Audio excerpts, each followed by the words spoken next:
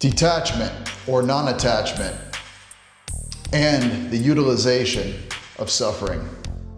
Something that I'm going to get into today, and I'm going to try to keep it very compartmentalized and hopefully understandable just by the average human beings that watch my channel.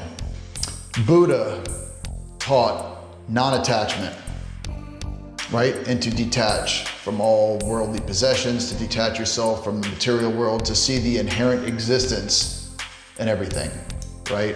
Does it have any inherent existence?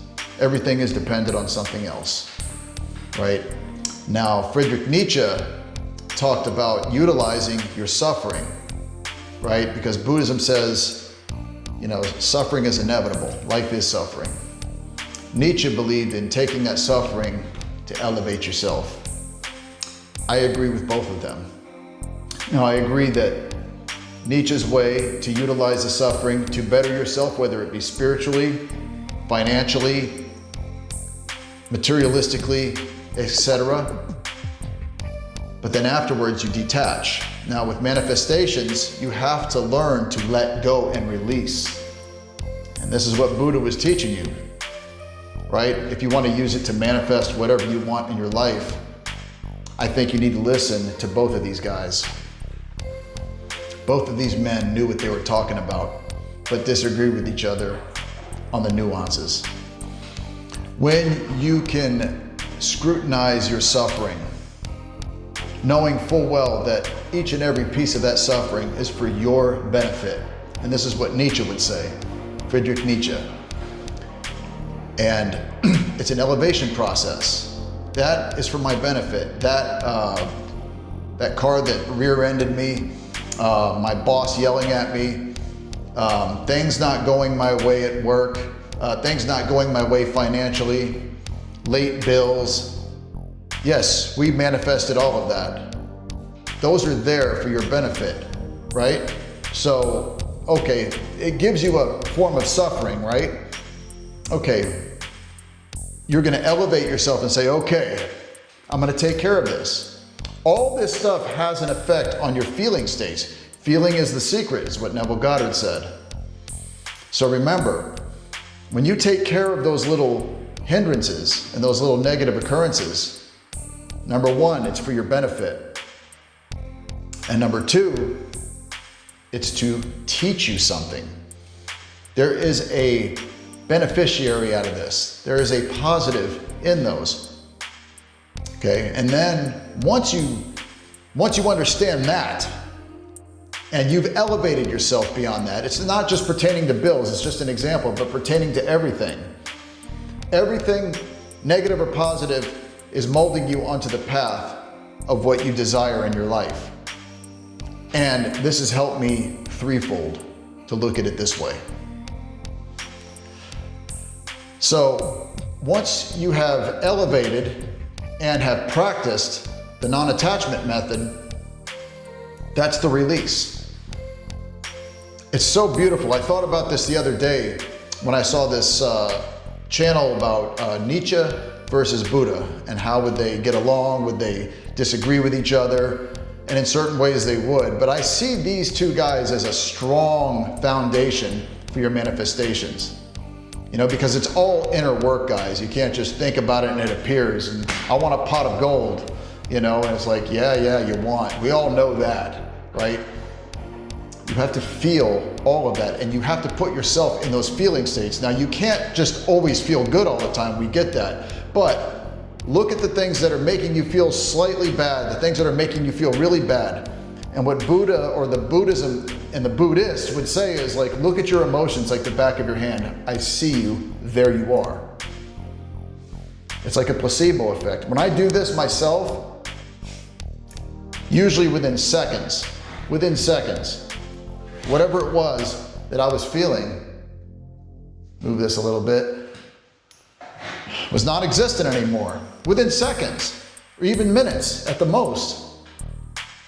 It's whatever gets you to that feeling state. And I use both of their methods. One and then the other. Nietzsche, Buddha. For me, it works. You have to remember your emotions are not you. That anger that you showed those people the other day, or that anger you showed yourself, or anger at whatever it was, it's not who you are. But it can affect you.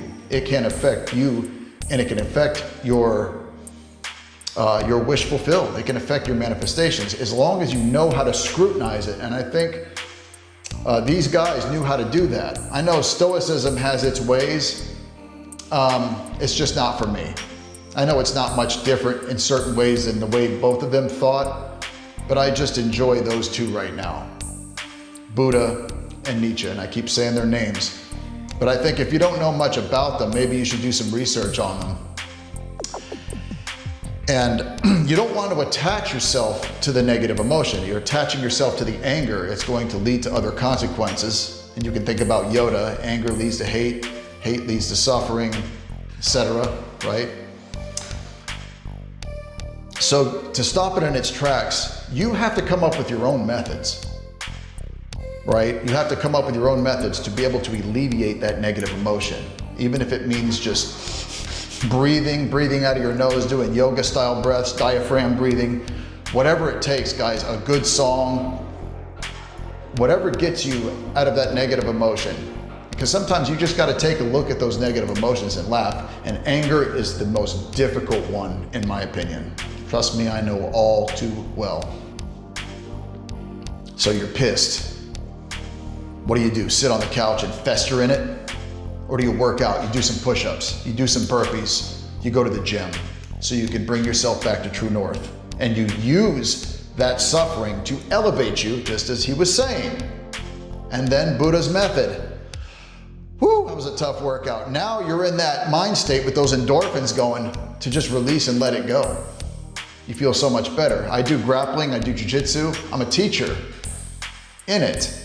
So when I'm done training with the guys, I'll do an hour of weight training, I'll warm up with the guys, and I'll train with the guys. There is nothing that can make me feel bad after that. Nothing, right? Guys, it's work. It's spiritual, mental, and then the lowest form is the physical. But the physical work is necessary to obtain your wish fulfilled. You know, and that's of course just taking the motions. And training and working out is a part of that, along with the meditation, along with utilizing methods that absolutely work for you, even if it means staring at the back of your hand to look at your anger, your sadness, your depression, whatever it may be, because none of that really fucking exists. You make it exist by the way you see it. You make it exist. We are the masters and the architects of our path. We are the ones that create those roads. And trust me, that creationary process can lead down a darker path.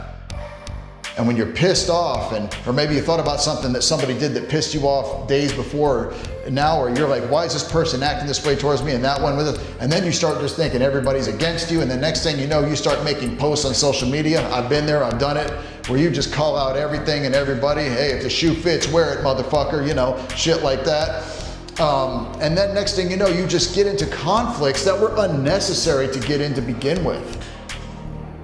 And people are like, is this fucking guy okay, or is he crazy? You know, we'll create our own chaos. Guys, I'm trying to help you within the chaos, because I know chaos very well. And I think there's more people out there that are interested in manifesting. I think everybody knows by watching my videos. If you watch my prior videos, you know, I got everything I wanted coming to Europe, living in Europe, got the woman, got everything. Living like a fucking king. When I go back to Florida, I'm staying in $1 million condo. You know, it is very real. People will call it, oh, you just got lucky, it's a coincidence. I don't agree. But all of that was because of my ability to control my emotions, to be able to flow with the emotions. You look at the anger, you look at the frustration, the sadness, the depression, the anxiety as clouds. They're just like dark clouds going through a blue sky. This too shall pass. And this is what the Bible was trying to tell you, right? I think every holy book has those sentiments. And you guys are going to be okay. Utilize the knowledge that's out there, from philosophers to religious archetypes, whoever it may be, that can provide you with some perspective outside of that negative emotion. When that negative emotion comes, you're gonna use metaphorical scenarios in your head that, oh, okay, I get this. Like Jordan Peterson kind of tells stories with, cartoons. Lion King. He uses a lot of that stuff. I used Ebenezer Scrooge a lot for myself, and the story of him, the ghost of Christmas past, the ghost of Christmas future, it all correlates. So I think that I could be a benefit to people with this knowledge, and I'm just trying to talk to you guys on a human level to keep you on the straight and narrow, as I'm doing the same for myself. Like I said, this morning was rough. Once I started utilizing my hand methods and started realizing what Nietzsche would do and what the Buddha would do and what Jesus would do, you think about these guys and you live vicariously through their philosophies, it can alleviate a lot of the stress and pain that come from that. So that way it does not affect what you want in the future or what you desire in the future. Guys, keep your eye on the prize, right? Do that. Be the good person no matter what. I know the universe, I say before, I've said it before, it's a blind intelligence. But I'm always a believer in being good and kind and a great person in society. And I think that does have an effect. That moral standing has an effect on your feeling state. You do the good act and your heart will follow. So guys, you use whatever it takes. It doesn't matter whether it's lust, anger, whatever. There is always a method you can create inside your head. You're the creationist. This subconscious mind is the creationary apparatus to create whatever you want in front of you. You are the architect. All of us are. We decide what happens in front of us. We do. And so that means we need to make sure that we stay stable and come back to true north when we start veering to the side and things start going sideways, and then you start seeing them as your benefit. Oh, this is to benefit me. What am I doing getting all worked up over this? What's it gonna solve? Am I gonna care about this in 3 days, 2 days, 3 hours? Of course not. And I do recommend exercise, and lots of it. So guys, I hope this helped you today. I love you. I'm in a great mood, and we'll see you next time.